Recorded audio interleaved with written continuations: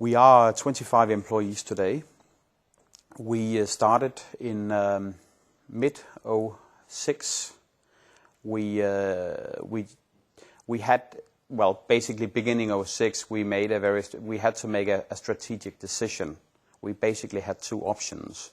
One was, as traditionally you do in the ERP market, you move up in the segment, which means adding more complicated features, more advanced features on your system, trying to target customers with, let's say, up to 50 or maybe up to 100 employees.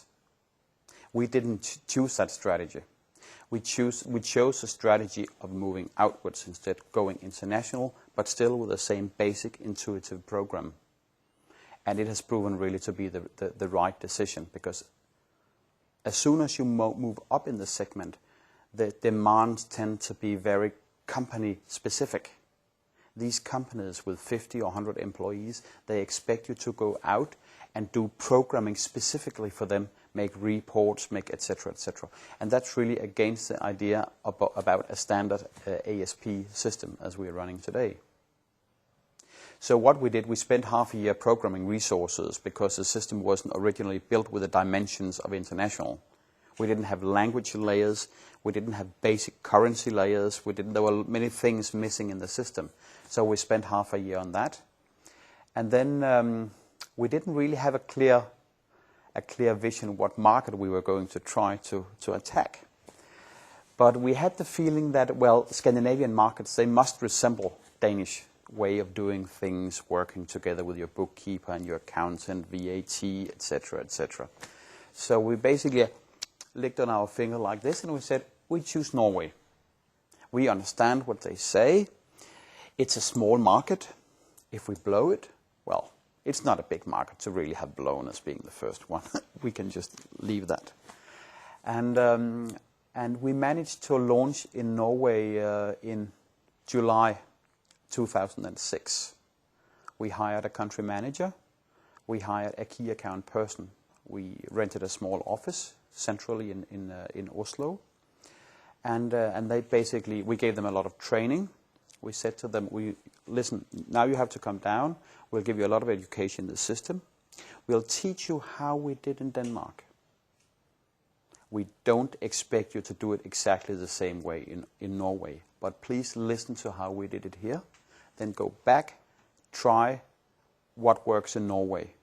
And it actually seems that quite the same things we did in Denmark works in Norway. They have some twists on it, and it's going more that direction, that they have their own way of doing it. They have different things, different arguments, points of selling are more important in Norway than they are in Denmark.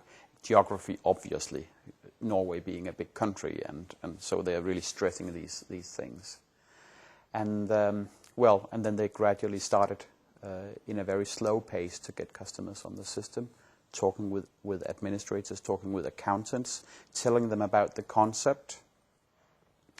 And yeah, so that process is running now, and now there are 3 people working in Norway. Will you set up a separate company? Yes, 100% owned subsidiary. And then, Norway was quite a bit of a success. We had already made the whole machine for making a new language, like a language, basic currency, etc. So we started up with Sweden immediately.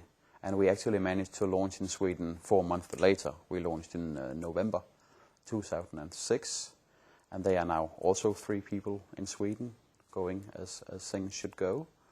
And then now we have May 2007, and we just this month we launched in UK. And here we stopped for a period, because now it's really, the challenge for us now is to take these 3 new markets and make a proof of concept.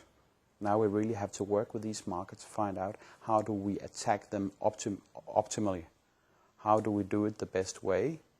And can we develop a concept for rollout in a new country based on the experience that we're having on these 3 new customers?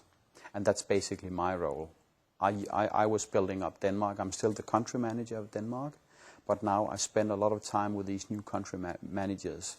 A lot of time listening, a lot of time talking as well, trying to find a joint way of launching this system in a new market.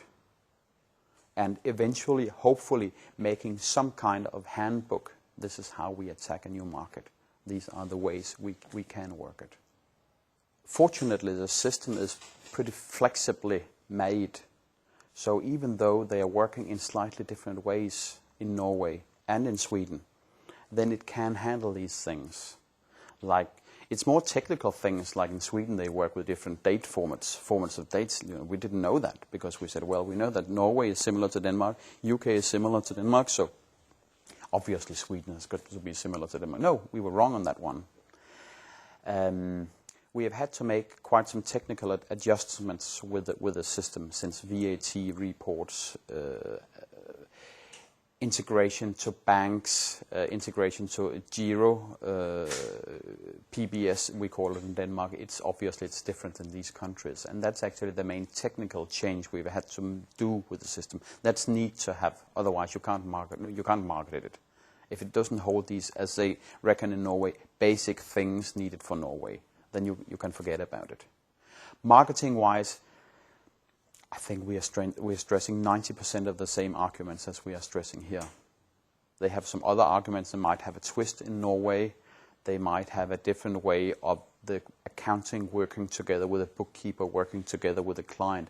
But basically, it's the same concept of these three parties: the client, the bookkeeper, and the accountant. They work together in the system.